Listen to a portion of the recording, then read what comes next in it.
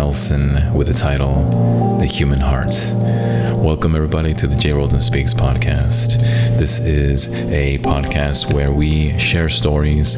I show you how I connect with them, share some experiences, and you do the same. Let me know what you think of some of these stories. Let me know what you think of some of these poems, and let us know what else is going on in your life.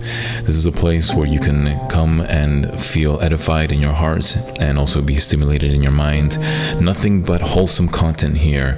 As I always tell all my followers, if kids can't listen to it, then we adults shouldn't either. That is the one thing that you'll never question in this place. And I want to say welcome to all of you that are new to this broadcast. This is the J. Roldan Speaks podcast, and we have been doing this for for 2 years now, and I'm so humbled and thankful for all of my listeners that are supporting this show. I don't have any sponsorships. This is 100% sponsored by listeners, right? This is listener supported. And so all of you guys that are generous with your donations, thank you so much for your kindness. Thank you so much for your willingness to support this wonderful little place. And I hope that we continue to teach young men and women about the beauty and the wonders and the creative possibilities of what poetry has done for centuries. It is an old art, and it will never go away. It may not be talked about every day in your life, but rest assured, it is here to stay, and it is here to teach us. It is here to comfort us in times of need. It is here for us so that we can eloquently speak about the things that are so restless in our minds, so restless in our hearts. We carry with us so much turmoil, so much darkened seasons, and sometimes these poems help carry those things away. Don't ask me how, don't ask me why, but just understand that it does. Several years ago, I was in a really bad place. I used to be very critical. I used to be very bitter. I used to be really just an unhappy guy, And eventually I met some really great people, and I had an uncle that was a Scotsman, by the way. Those of you who don't know me, I'm actually from Latin America. I grew up in many parts of the world. I was born in Southeast Asia, was raised in the Middle East, and all of my family members are from South America. But I came here to the States to get all my higher ed, and I found some great people that were so knowledgeable with poetry, and I just really liked it. I really just was really entranced by it. At first I thought it was kind of impractical, and I didn't know any use for it, but eventually I found some great people, and I have an uncle that speaks so good Spanish, but he is 100% Scottish, because when he speaks English, it's just, I feel like I'm in the presence of, Scrooge McDuck. And I mean that with all my heart, by the way. He's a great man, and I love my uncle. His name is Uncle Robert, and he is truly a genuine gentleman, truly a gentleman. And just to sort of give you a little proof, every time my aunt, who is part of my blood, right, she enters or leaves the room, my uncle will stand up until she's either seated or departed from the room. That's how much of a gentleman he is. And I wish we would bring that back. I wish we would bring that chivalry and etiquette back, I wish men would just do it regardless of what other people say or think. And and I mean this with all sincerity, ladies. I wish you would just allow it without actually saying anything about a gentleman that does that, right? Without actually thinking that there's an agenda. Some of us actually just want to do it because that's the way we've been taught, and that's the way we feel that this is how we show and display honor, right? There's something very beautiful about being honorable, right? The way you dress, the way you carry yourself about, the words that you say, and the words that you don't say. Sometimes you just have to be still, right? This is also an honorable act of being still. So maybe these poems are here to teach us of just being still, waiting and listening, and just appreciating how these words are constructed.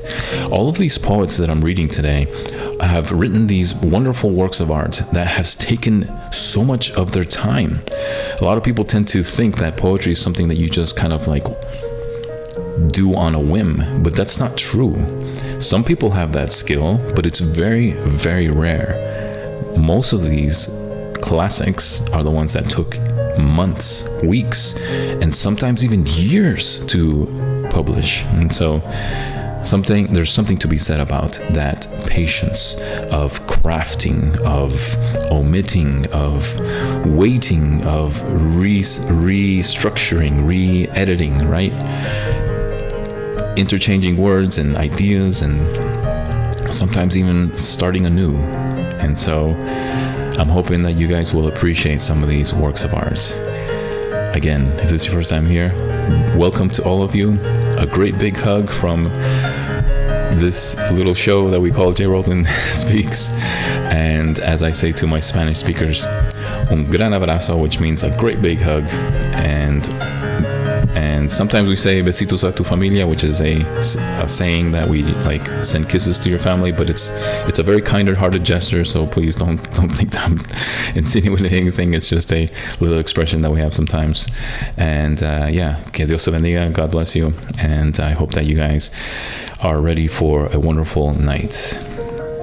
You guys ready for another poem? Usually I have a theme for these shows, and I sort of do tonight, but I want to sort of leave it open-ended and kind of leave these poems that I'm going to read tonight as a theme in itself. So the first poem I read tonight is titled The Human Heart. And I'm going to come back to this, by the way. I'm going to finish this live with this poem that I started, so don't worry. I'm definitely going to be sharing a story with this particular poem.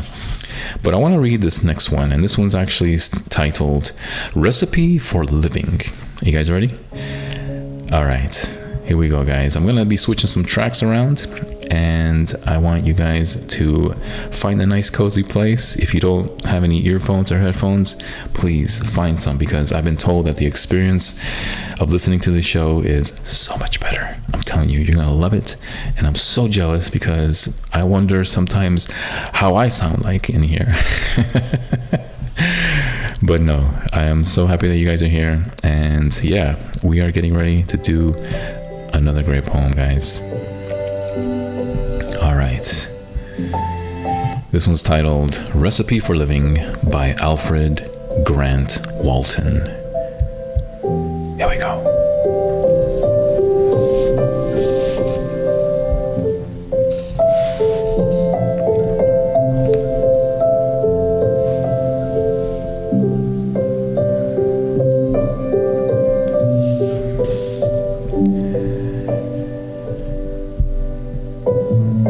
Some things a man must surely know if he is going to live and grow. He needs to know that life is more than what a man lays by in store. That more than all he may obtain, contentment offers greater gain. He needs to feel the thrill of mirth, to sense the beauty of the earth, to know the joy that kindness brings, and all the worth of little things. He needs to have an open mind, a friendly heart for all mankind, a trust in self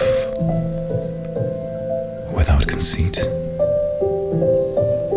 and strength to rise above defeat.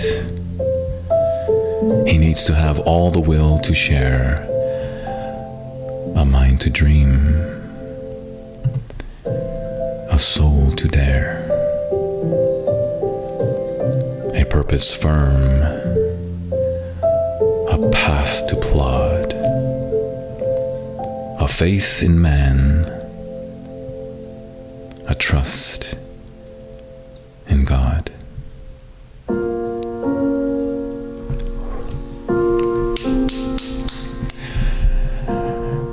Whenever you hear 3 finger snaps, that means you just witnessed and experienced an unbelievable poem with a perfect musical background.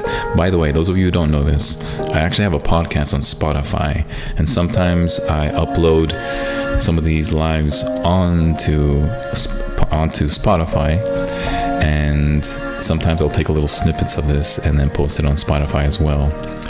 Anyway, this track, if you are interested in any of the musical compositionists that you're listening to tonight, all of their information, links to their channels are going to be posted on Spotify. All you got to do is go to my channel on Spotify. It's called J. Roldan Speaks. You're going to see a picture of my face, and then you're going to see all the episodes. If you click on one of those episodes and you're really interested in the music track, just click on the description box and you'll see the links. All right, guys? Anyway, this is a phenomenal poem, guys. Did you love that? It's so good. A recipe for living. My goodness. Isn't it wonderful to know that there is such a thing as hope, such a thing as peace, such a thing as being patient and quiet in your heart and just observing some of the most beautiful elements that exist in this world. Yes, there are some dark things that happen in this place, and yes, there are some people that are just so darkened in their soul that, you know, they're lost. And I'm not trying to make an excuse for them, but sometimes we forget that all of us are broken. Some of us maybe just have a harder time seeing hope, seeing beauty, and then some of us unfortunately just willfully choose to live in misery and, you know, just, as the famous saying goes, ignorance is bliss sometimes. But it's not always helpful. But thank God that He gave us a definition of hope. He gave us a recipe for living. He gave us a way to love one another, to actually see true peace and truth amongst all of turmoil, darkness, misery, abandonment, disillusionment, brokenheartedness, isolation, hatred.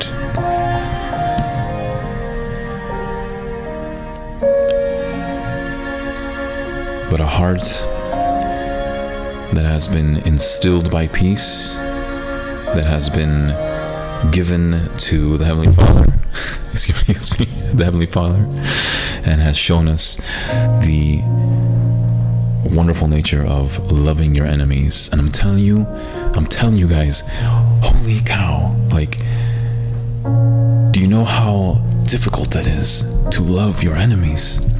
Do you know how almost illogical that is? How can you love your enemies? Some people will call you crazy. Some people will call you unreasonable. And many times they'll call you stupid, or maybe a high degree of idiocy, perhaps. But see, a person at peace and that has been disciplined by godly love doesn't dwell in the affections and the glamour and importance of human approval. This is not to say that you can't love another person. Of course you can.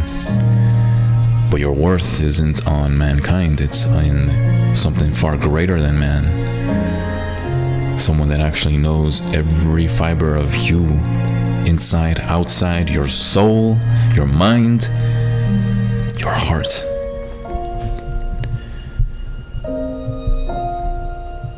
And if he is able to love those that don't deserve it, then my friend, he knows how to teach you how to love your enemies. And when you get to that stage, I'm telling you, it's going to change your perspective on life, and nothing will ever deter you from enjoying and truly experiencing peace in this broken world. And you know what's interesting? People who really understand that and really experience that and really have a true godly peace in their heart, there is an attraction about them. Something so attractive about them, right? I'm not talking about physical. I'm just talking about like everything that they are, the way they conduct themselves, the way they speak, the way they don't speak, right? The way they just observe and just kind of sit there in stillness and wait for you to be done with whatever rant or argument you might have. And then when you are done, I love how they respond, which is, come sit with me, brother, or come sit with me, sister. I want to talk to you. I want to listen to you. I want to pray with you. I want to love you.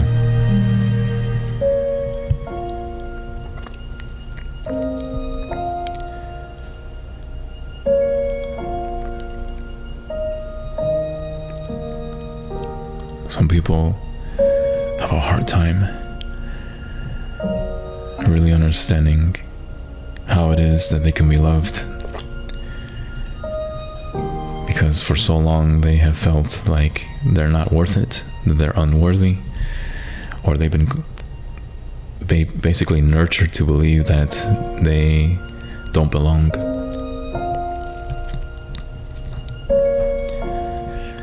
And when you show them that compassion, they are so dumbfounded that they don't know what to do. Which is why someone that is at peace will tell you what to do, which is to sit with them. Just hang out. You don't have to come prepared. You don't have to fix yourself up. Just come and sit. And whenever you're ready, speak. Undrown yourself, unwind yourself. In Spanish, we have a word for that, which is desahogarte, which when you translate it means to undrown yourself. And it's such a great word because, as you guys know, whenever you feel overwhelmed with so much unsteadiness in your heart, right? Restlessness in your life, then it feels like you are drowning, right? You're just trying to gasp for air and, something of a relief. And so let me read this one more time. And I want you guys to listen to this with your entire heart.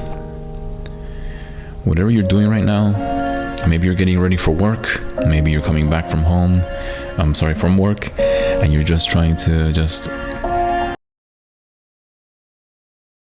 put the dishes away, laundry, and maybe even put the kids to bed.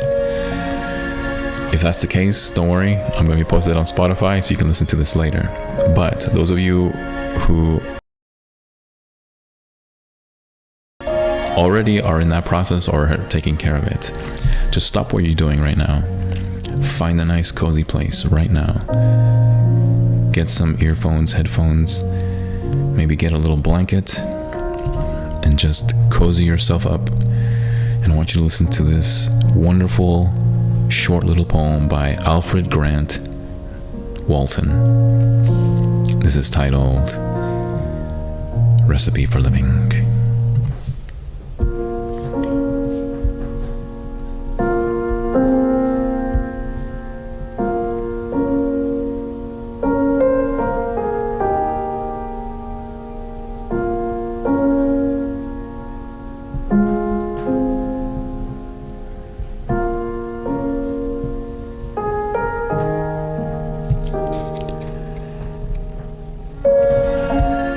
Some things a man must surely know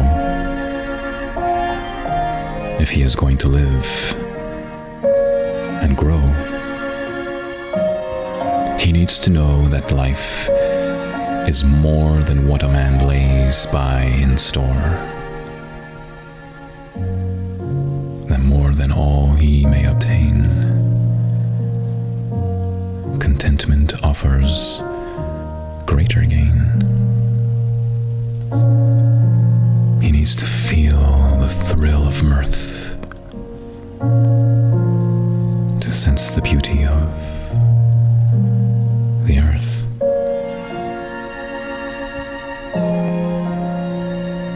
To know the joy that kindness brings, and all the worth of little things. He needs to have an open mind, a friendly heart for all mankind.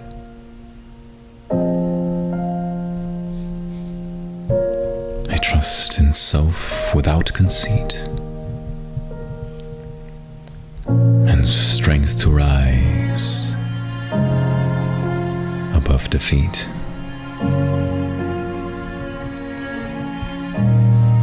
He needs to have the will to share, a mind to dream, a soul to dare, a purpose firm, a path to plod, a faith in man, a trust in God.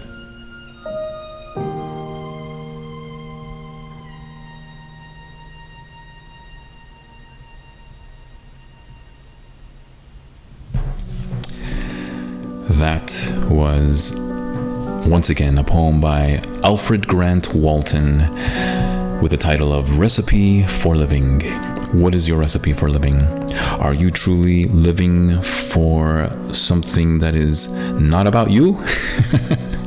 Are you truly living for a perfect being, a perfect love, a perfect altruistic grace and forgiveness? Are you living for something better than yourself? Better than anyone else? Are you striving to defend truth, to acquire it, to actually know what that is, and not be afraid to defend it? There is such a thing as absolute truth, and there is such a thing as a altruistic love, one that's not centered on mankind, but is absolutely created by something far greater than ourselves, but yet is so graceful enough to bestow it upon us and show us how to live. Do you realize how many relationships could have been restored if we can just put our pride away and just focus on forgiveness? Yes, it is difficult, and yes, it is going to cause so much headache at times, but in the long run, that kind of love disciplines you, it chisels your heart, it chisels your mind, and the way you approach people, and especially the one that you want to call a companion for the rest of your life. You will learn to live in grace, and the next time you have arguments and you go through some dark seasons, you will face it together, because it is not about you. It is about living for the one that loved you first and will love you last. He has given us a honorable code for us to live by, and some of us are still learning how to do that. But as Alfred Grant Walton says in his lovely poem, Recipe for Living, a friendly heart for all mankind, a trust in self without conceit, and strength to rise above defeat. He needs to have the will to share, a mind to dream, and a soul to dare, a purpose firm and a path to plod, a faith in man and a trust in God. Such beautiful words for such wondrous times. Thank you all for being here, and I hope that you are dwelling in truth. But if you're not there, just know that whatever it is that you're going through right now, this experience, it's temporary. And I guarantee you that if you persevere and you search for that truth, you will also find that love and the hope for the one, and live in the grace and in the perfect peace. And joy will absolutely follow. It is no question that it will follow. But don't make that your objective just yet.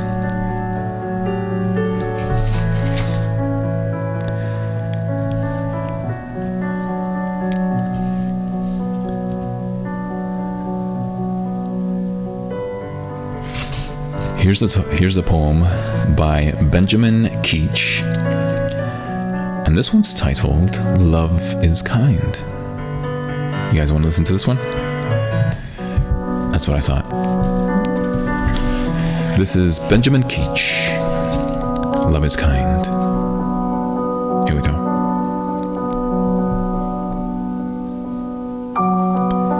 Each man is limited by inborn traits.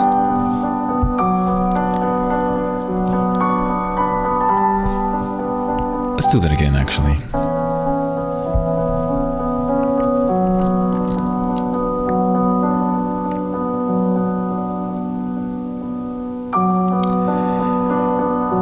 Each man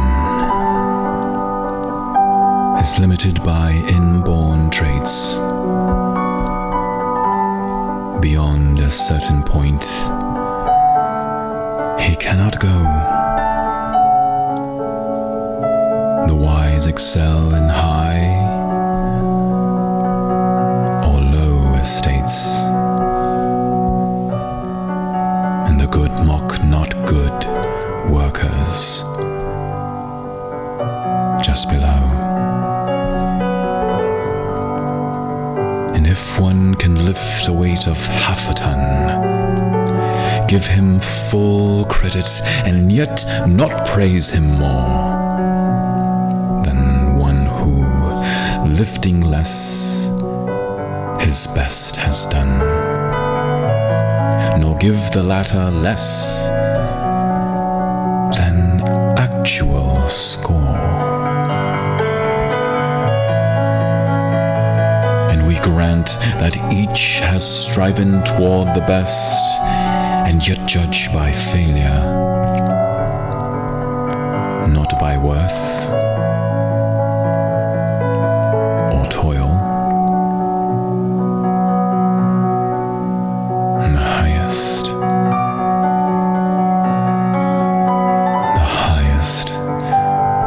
is not worthier than the rest. Should others worthy effort spoil.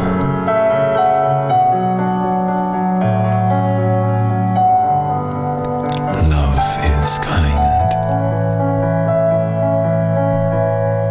by Benjamin Keach.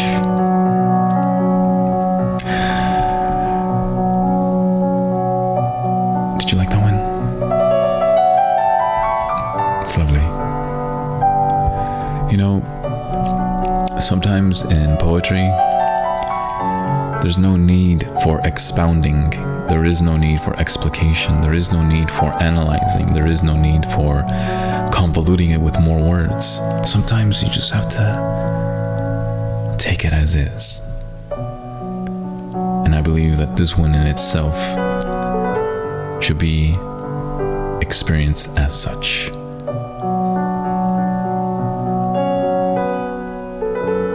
Each man is limited by inborn traits.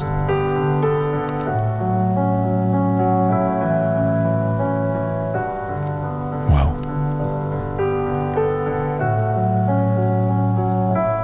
And yet, that love that I mentioned before is still shown to us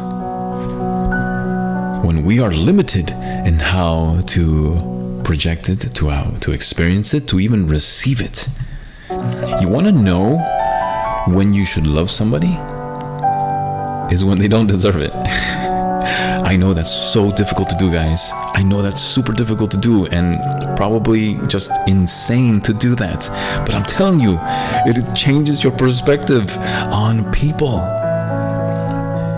How many of you have shared a meal with an enemy? How many of you invited them over to your house? Sure, maybe you've dropped off some material that they needed.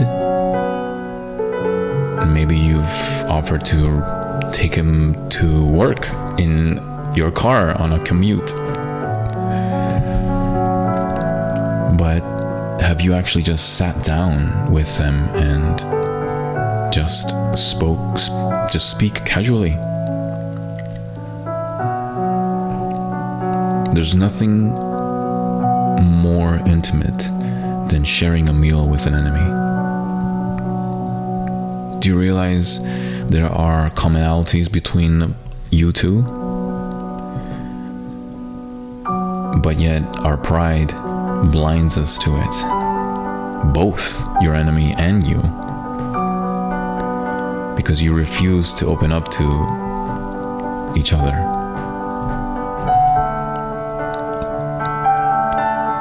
You see, you may not admit this right now, and heaven forbid you ever label an ex as an enemy.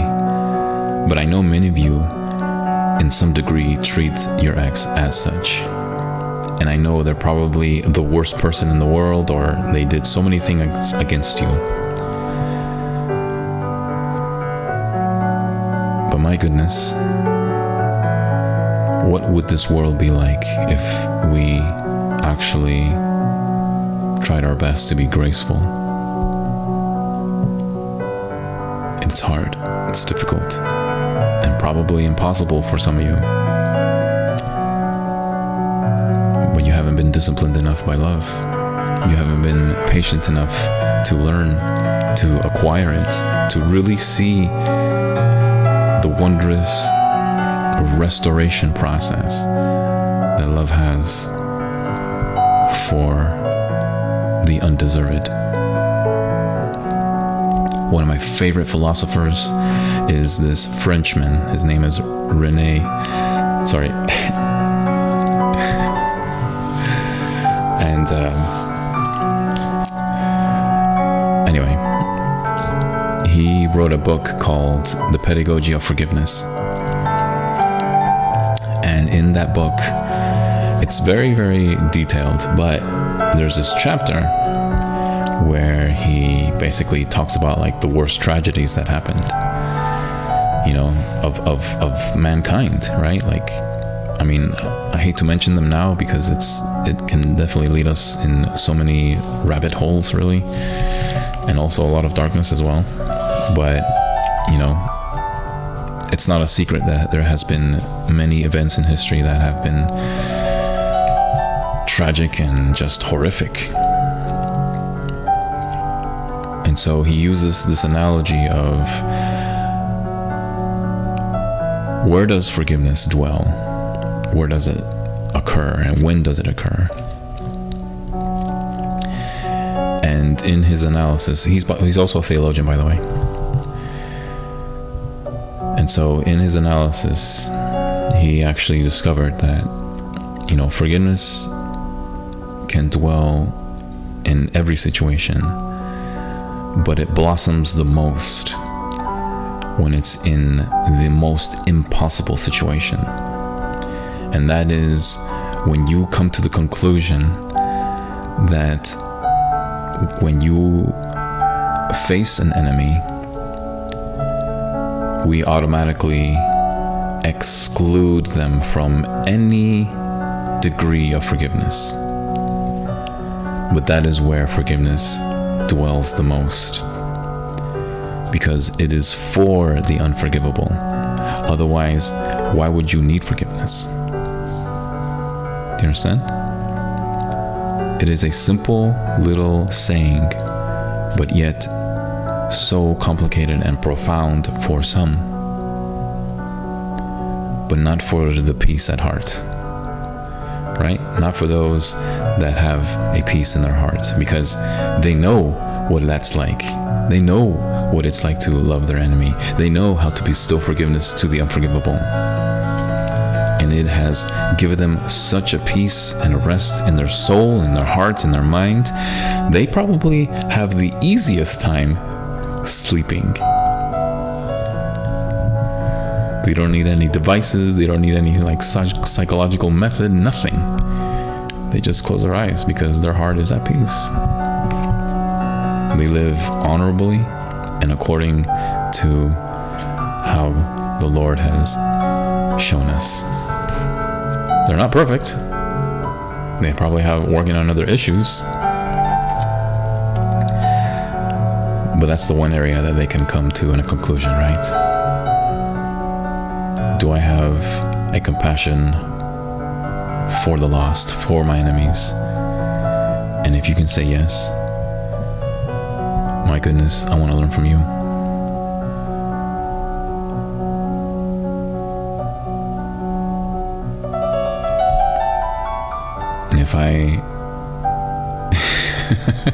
And if I find you attractive and you're a woman, I would love to share my life with you.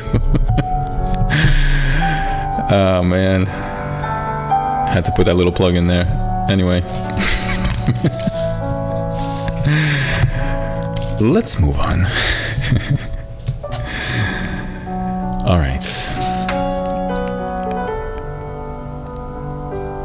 Oh yes. Speaking of forgiveness, here's a poem by Charles Wagner, and this one's titled, Let's Forget. That is so difficult to do, guys. Let's forget? Jay, you are absolutely crazy. It's impossible for me to forget. How can I forget the one that hurt me the most? You are insane. There's no way you can do that. And I don't care what you say from this point on. I'm not ever forgetting what that person did to me. Let's see what Charles Wagner has to say about that. This is Let's Forget. This is the Jay Roland Speaks podcast. And here we go in 3, 2,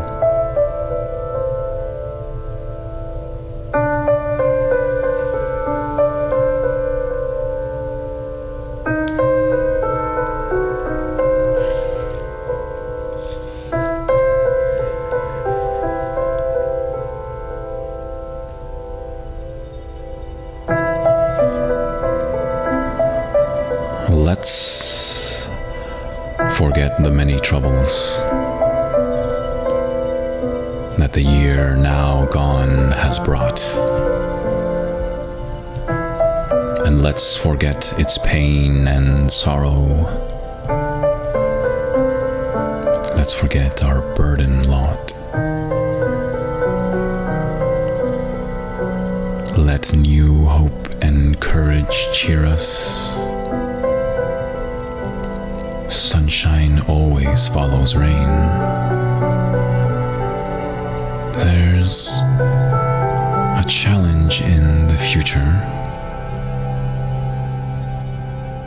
Men are needed now, again.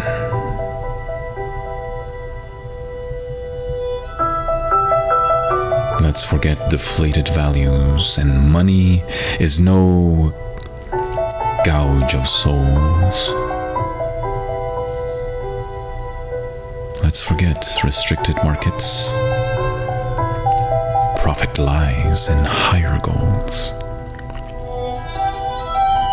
And serve and love some weaker brother. There's so many need your smile.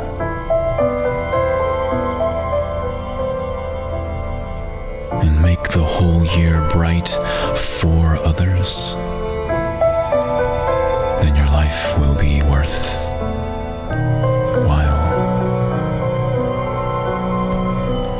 Let's forget distrust and hatred.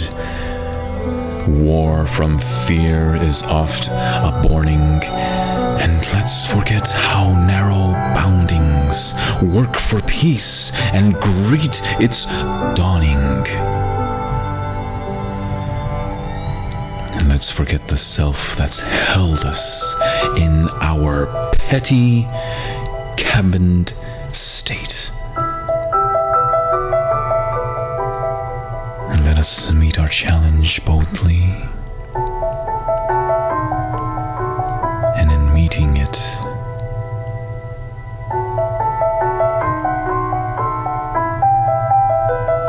be great.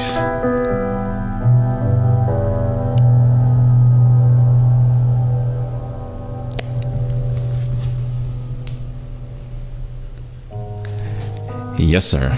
That was Let's Forget by Charles Wagner. Come on, y'all. Let's forget. Why are you dwelling in all of that pain and misery? Are you using it to justify your lifestyle right now? If so, be very careful with that. You are going down a very dark path that is only going to hurt you even more, and you're going to be so sour and bitter.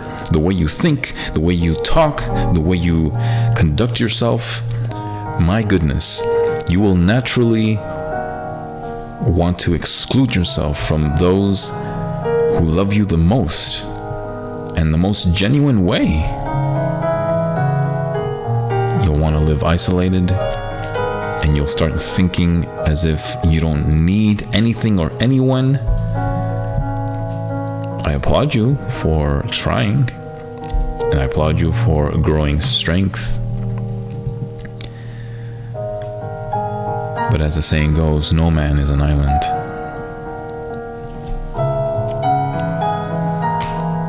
You are going to end up alone, dwelling in sadness.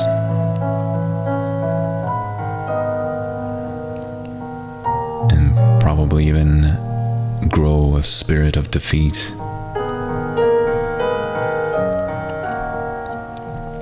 Things that restoration doesn't want you to feel.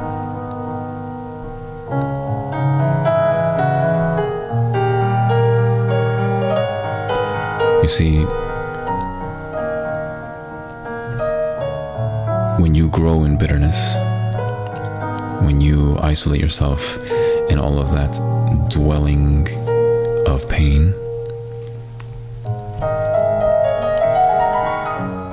you empty yourself of all that is wholesome, righteous, peaceful. You may think you've acquired peace,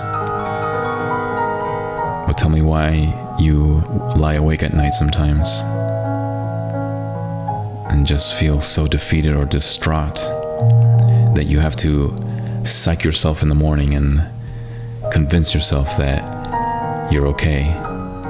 You see, that's not a peaceful heart. A peaceful heart doesn't need to do that. They live in peace. They dwell in it.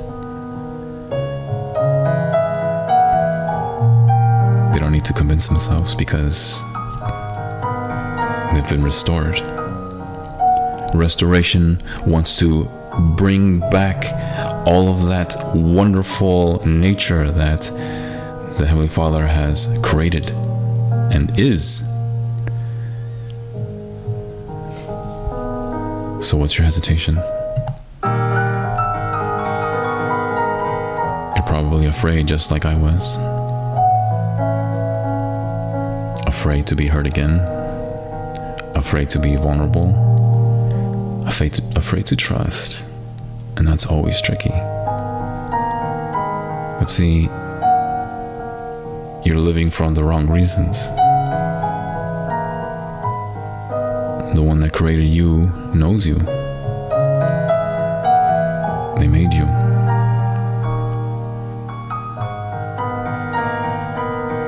And that's who you should trust. That's how you should love.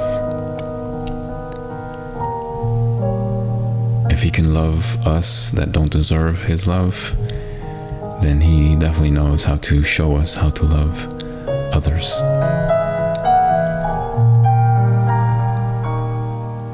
And your heart will be restored with a spirit of victory, an abundance of love, and yes, joy, absolutely joy.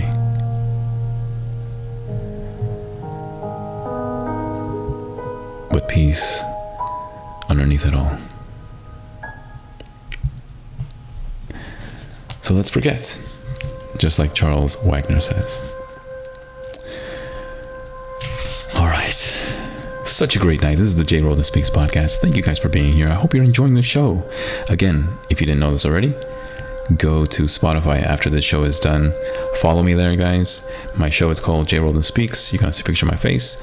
There are 3 links underneath that picture. The first one is to rate the show. Seriously, some of you guys haven't rated this show.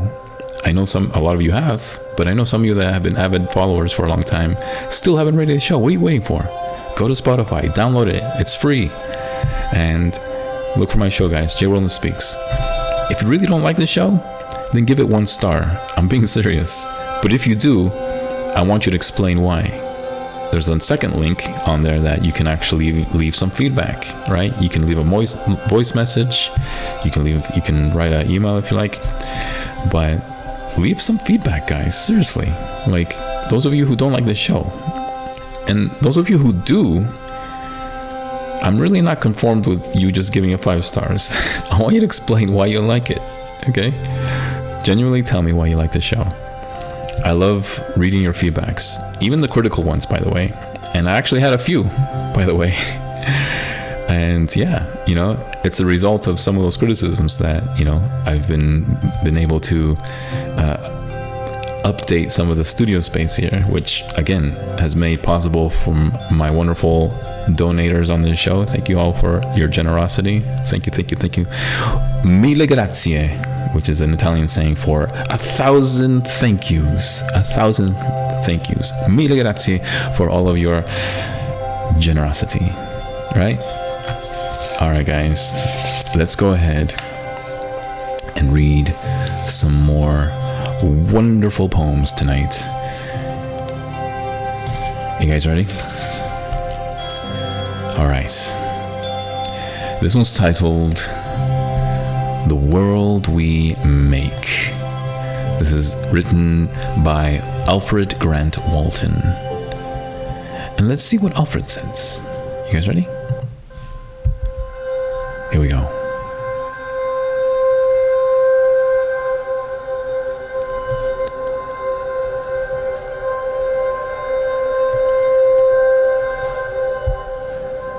We make the world in which we live by what we gather and what we give, by our daily deeds and the other things we say. by what we keep and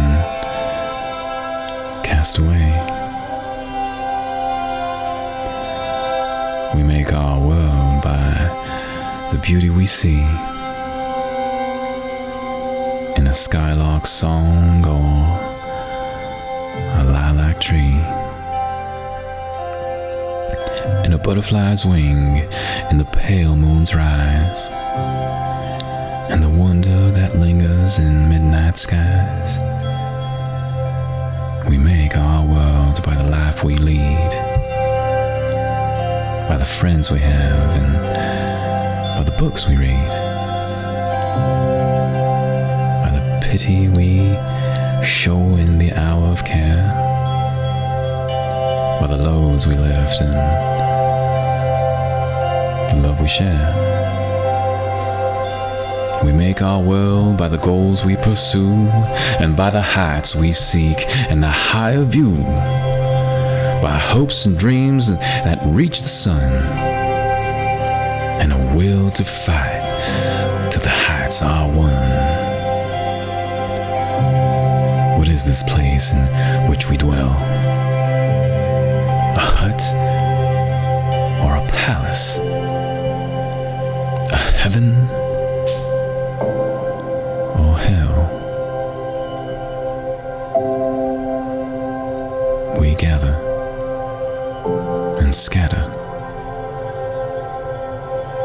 We take and we give.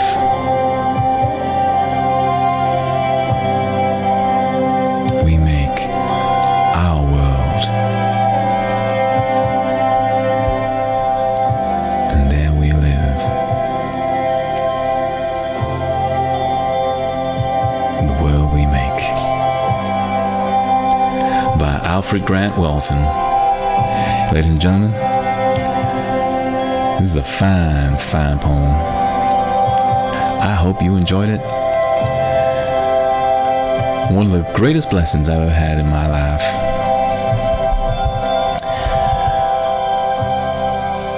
Well,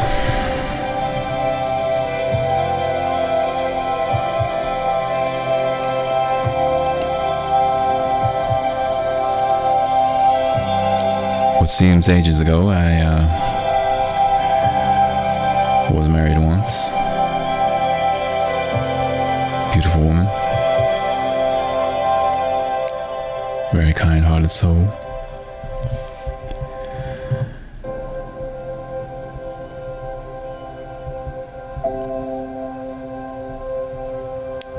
We loved each other.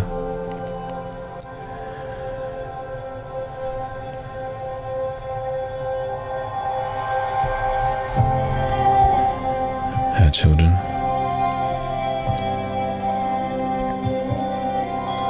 My heart was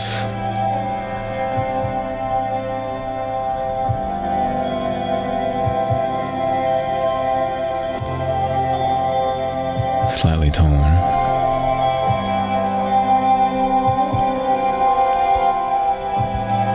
I had a restlessness about when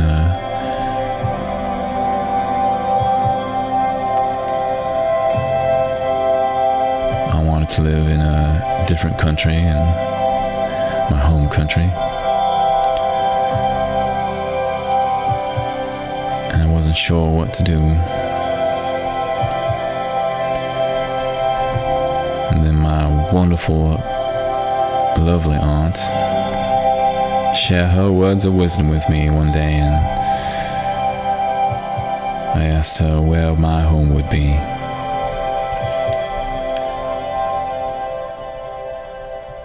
And she gracefully told me,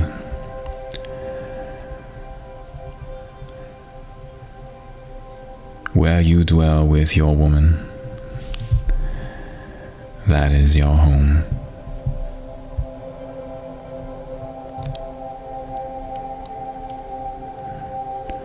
I never saw the truth of it until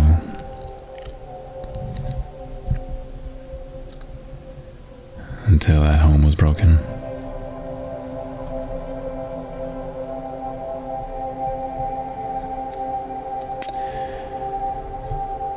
Someday, perhaps when I am old and grey and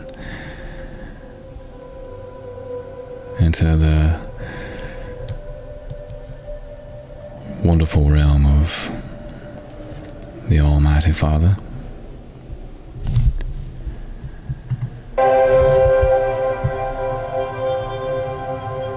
I would like for my son's mother, the mother of my child, to know one thing.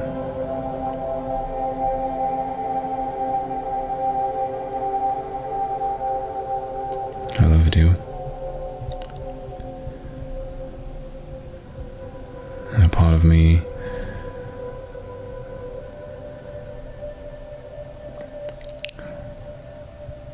dwells with you. And we may not be friends, but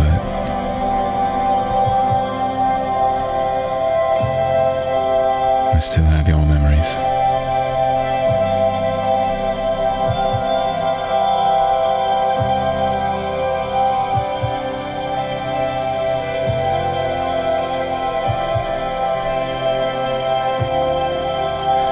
Wonderful memories. You're a good woman. So thank you. Thank you for those wonderful memories.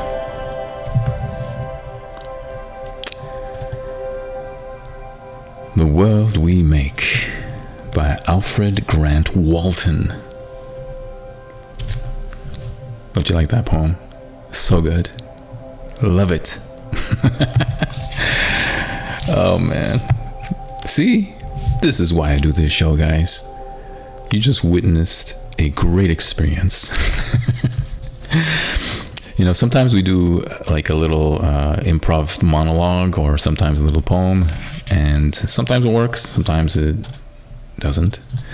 But it's yeah, I love it, you know. I love doing these shows, guys, and I definitely love my day job. That's never gonna go away.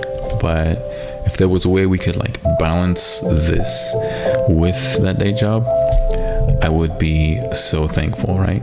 But in any case, this is a listener supported show, and those of you who have been helping out with this show, again, so kind, so generous, and I hope that you guys keep coming back and that you enjoy the content, that you learn something. I want children to learn from this too. I want them to see that not everything online is filled with temporal entertainment, and you know, some of it's fine and some of it is okay to learn, but by and large there is other material that is questionable, that is other material that is not exactly good for the heart and nor for the mind.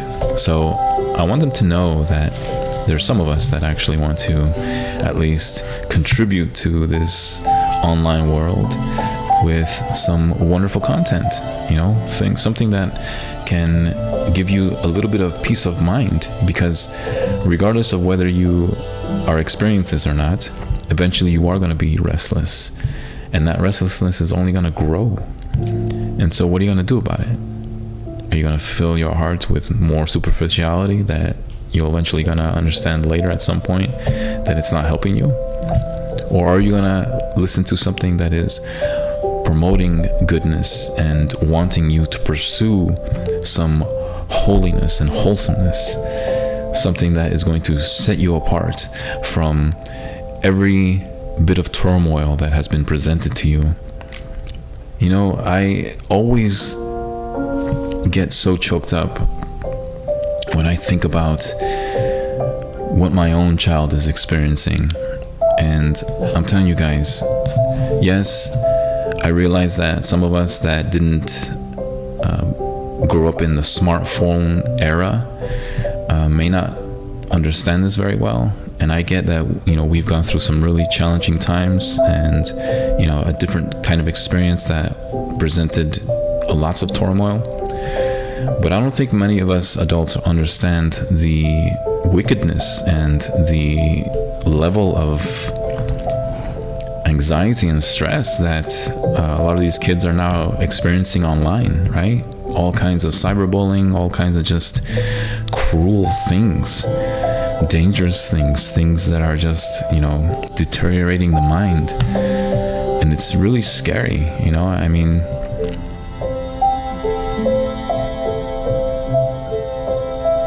I'm so weary of it for my own boy. But I know that he and I sit down at night sometimes and we read something wholesome together. And I know that is at least in his heart, so that whenever he does face something online that is dark and questionable,